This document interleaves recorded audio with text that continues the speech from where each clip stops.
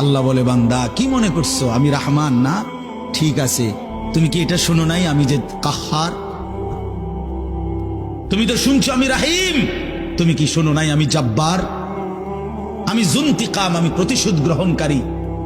আমি সারিউল হিসাব, দ্রুত হিসাবকারী। আমি জব্বার, আমি প্রবল প্রতাপান্বিত। কাহার, আমি মুতাকাব্বির, আমি বারি। তুমি জানো না? আমার একটা নাম শুনলা, আমার দয়ার নামটা শুনলা, আমি যে শাস্তি দেব সেটা শোনো নাই? কি ভাইয়া, কোরআনুল কারীমের মধ্যে জান্নাতের বর্ণনা যেমন আছে, জাহান্নামের বর্ণনা নাই? কথা বলেন না কেন? তো সেগুলো কার জন্য? সেগুলো কার জন্য? মা সালাকাকুম ফি সাকার ক্বালু লাম নাকু মিনাল মুসাল্লিন। একবারে সোজা বাংলা দেখেন, জাহান্নামী জাহান্নামে চিৎকার করবে, জাহান্নামের ফেরেশতা ডাক দিয়ে বলবে, বেঈমান জাহান্নামে কেন আসলি? ক্বালু লাম নাকু মিনাল মুসাল্লিন। নাফরমান বলবে, বন্ধু ফেরেশতা ভাই, আমি দুনিয়াতে নামাজি ছিলাম না। কি ছিলাম না? সরাসরি কোরআনের আয়াত। আল্লাহ বলেন, ওয়াইলুন ইয়াউমাইদিল লিল মুকাদ্দিবিন। সমস্ত মিথ্যাবাদী নাফরমান পাপীদের জন্য সেদিন জাহান্নাম। যদি বলেন কেমন নাফরমান মাওলা? আল্লাহ বলেন, ওয়া ইদা কিলা লাহুমুর কাউ লা ইয়ারকাউন। দুনিয়ায় এই নাফরমানকে যতবার বলা হয়েছিল রুকু করতে, সেজদা করতে, নামাজ পড়তে, বেঈমান নামাজ পড়ে নাই, এজন্য জাহান্নাম। কোরআনুল কারীমে আল্লাহ বলছেন, কাল্লা ইদা বালাগাতিত তারাকি।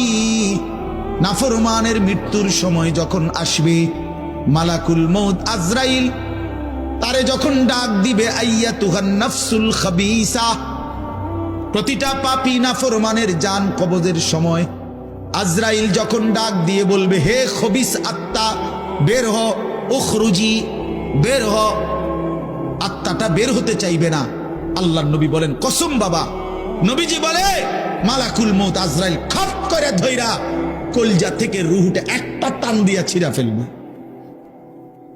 একটা টান দিয়া ছিঁড়ে ফেলবে। এরপরে রুহুটা কণ্ঠনালীর কাছে এসে আটকায় যাবে। কাল্লা ইদা বালাগাতিত তারাকি। তারাকি মানে কণ্ঠনালী।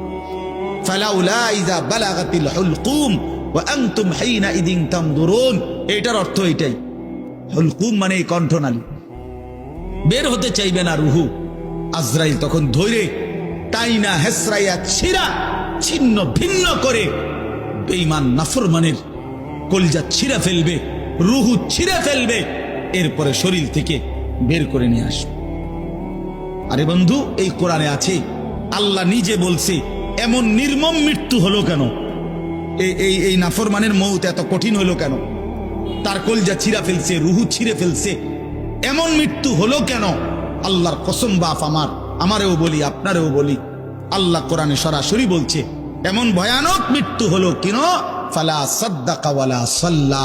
কারণ এই নাফরমান আমি আল্লাহর কথায় বিশ্বাস করে নাই, ওয়ালা সাল্লা, এবং নামাজ পড়ে নাই, নামাজ পড়ে নাই, নামাজ পড়ে নাই। হ্যাঁ, বেনামাজি সন্তান মনে রাখো, বাদুগা খাইতে এলে খুব মাতবর, মোবাইল একখান টিপে, মোটরসাইকেল একখান চালায়। হ্যাঁ, বাহ বাহ বাহ বাহ বাহ বাহ বাহ।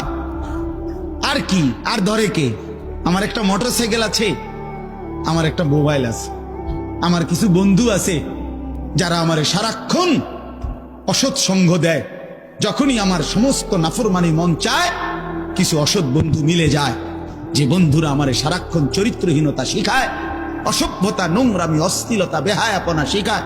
এমন কিছু বন্ধু যার মিলে গেছে, একটা মোটরসাইকেল মিলে গেছে, একটা মোবাইল মিলে গেছে, তো নারীর ছবি, আড্ডা, জিনা, ব্যভিচারের দৃশ্য, মদের আড্ডা, জুয়ার আড্ডা, নারীর আড্ডা, নারীর আলাপ, অথবা মোবাইলের অস্থির ছবি দেখা, এই জিন্দিগি মুসলমান। এর জন্যই আল্লাহ তাআলা আমাদেরকে মুসলমানের ঘরে বানাইছিলেন। এই জন্যই আমার বাবা মুসলমান, এই জন্যই আমার মা মুসলমান। আল্লাহ আপনি মাফ করে দেন।